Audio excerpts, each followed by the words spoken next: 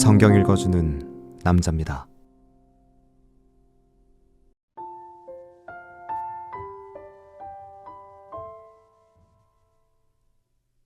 이 모든 일 후 곧 요시야가 전을 정돈하기를 마친 후에 애굽 왕 느고가 유브라 대강가에 갈그미스를 치러 올라온 고로 요시야가 나가서 방비하였더니 느고가 요시야에게 사자를 보내어 가로되 유다 왕이여 내가 그대와 무슨 관계가 있느뇨? 내가 오늘날 그대를 치려는 것이 아니요 나로 더불어 싸우는 족속을 치려는 것이라.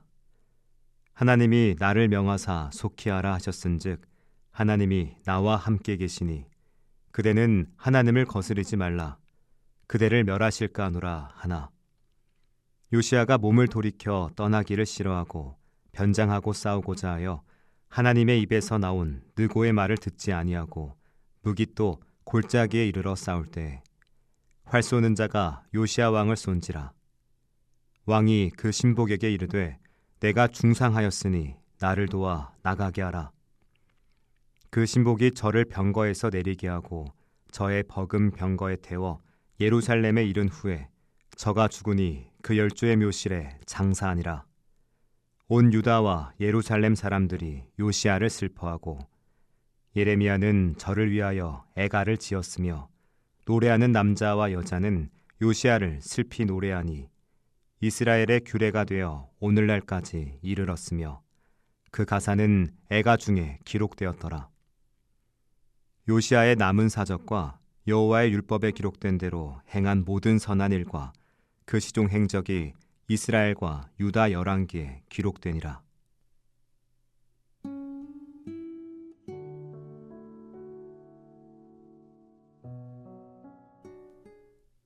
요시야의 통치가 절정에 달했을 무렵 그는 애굽 왕 느고와의 전투에서 갑작스럽고 비극적인 죽음을 맞이합니다.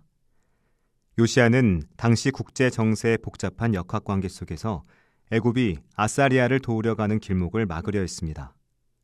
요시야의 이 행동은 표면적으로는 정치적 판단으로 보일 수 있습니다. 하지만 그의 죽음은 그가 앞서 들은 예언자 훌다의 메시지와 맞물려서 더욱 깊은 질문을 던지죠. 훌다는 요시야의 겸손 때문에 그가 살아있는 동안엔 심판이 유예될 것이라 했고 결국 요시야는 전투에서 사망했습니다. 요시야는 훌다의 예언을 들었음에도 불구하고 애굽 왕 느고의 경고를 무시한 채 전쟁터로 나갔습니다. 느고는 자신은 하나님의 뜻을 따라 아사리아와 싸우러 가는 중이니 요시야에게 간섭하지 말라고 경고하죠. 성경은 느고의 말이 하나님의 입에서 나온 것이라고 기록합니다. 이 말씀은 하나님의 음성이 반드시 그리스도인의 입을 통해서만 나오는 것이 아님을 시사하죠. 세속 권력의 입에서 나오는 말이라도 그 말의 내용이 하나님의 주권과 섭리를 반영한다면 경청하고 분별해야 합니다. 요시야는 그의 개혁에도 불구하고 하나님의 준엄한 심판 과정에서 비극적인 최후를 맞이합니다. 훌다의 예언은 요시야의 생명과 안녕이 보전되리라는 뜻이 아니라 요시야가 유다를 향한 참혹한 심판을 겪지 않고 평안히 조상들에게 돌아갈 것임을 약속한 말씀이었습니다.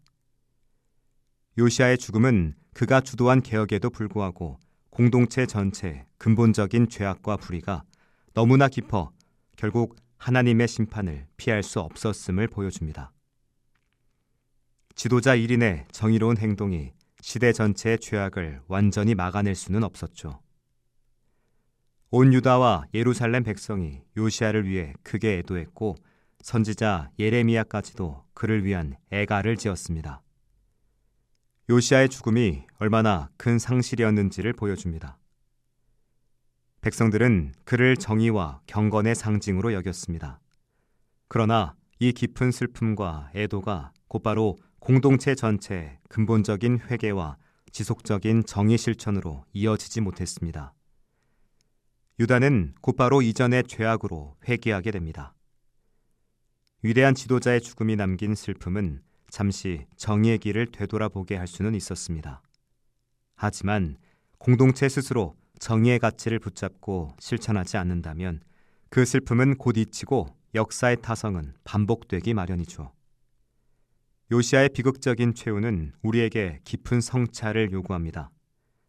우리는 하나님의 주권적인 섭리 안에서 겸손해야 하지만 동시에 불의에 저항하는 정의로운 실천을 멈춰선 안 됩니다. 하나님께서는 우리가 맡은 자리에서 정의와 사랑을 다하도록 요구하십니다. 우리 모든 행동이 하나님의 큰 그림 안에서 가장 합당한 역할을 수행하도록 항상 깨어 분별합시다. 기도하겠습니다. 주님 앞에서 겸손하게 하시고 분별력을 잃지 않고 정의로운 삶을 이어가게 하소서. 아멘.